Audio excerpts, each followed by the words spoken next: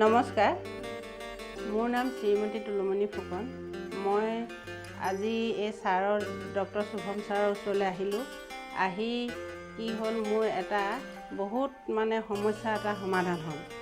মোৰ ছোৱালীজনীৰ যিটো প্ৰব্লেমত মই ছাৰ ভুগি আছিলোঁ, আপোনাক লগ পোৱাৰ আগতে তাই যথেষ্টখিনি ধৰক চশমা নহ'লে তাই পঢ়া শুনা কৰাৰ পৰা সেইখিনি যিখিনি মোৰ প্ৰব্লেমখিনি আছিলে সেইখিনি আপোনাৰ ওচৰলৈ আহি তাৰমানে কি ক'ম আৰু, এইটো মোৰ দীৰ্ঘদিনীয়া সমস্যা।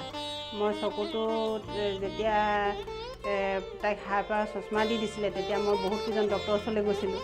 ডক্টৰৰ ওচৰলৈ গৈ মই কোনো ধৰণৰ তেনেকুৱা ট্ৰিটমেণ্ট নাপালোঁ।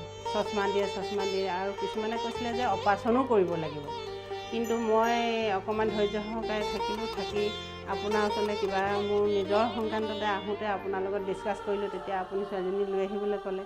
তেতিয়া মই আনি আপোনাৰ ওচৰত আজি এমাহৰ যিটো ট্ৰিটমেণ্ট কৰিলোঁ, যিটো নেকি বাহিৰলৈ যাবলগীয়া হয়, ধৰক আপুনি মোক এয়াৰফ'ৰ্চৰ যোগেদি অকণমান তেনেকুৱা বিনামূলীয়া ট্ৰিটমেণ্ট এটা আৰু কৰিলে মেচিনৰ সহায়ত কৰি, এতিয়া মই বহুত ভাল ৰিজাল্ট পালোঁ।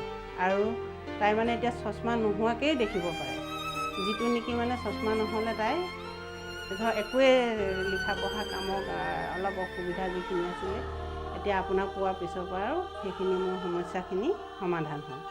এতিয়া সেইকাৰণে মই সকলোকে অনুৰোধ কৰিছোঁ, আপোনালোকৰ যদি এনেকুৱা কিবা সমস্যা আছে, আপোনালোকে ডক্টৰ শুভম ছাৰৰ লগত আলোচনা কৰক। আপোনালোকৰ তেনেকুৱা সমস্যাবিলাক দূৰ হ'ব।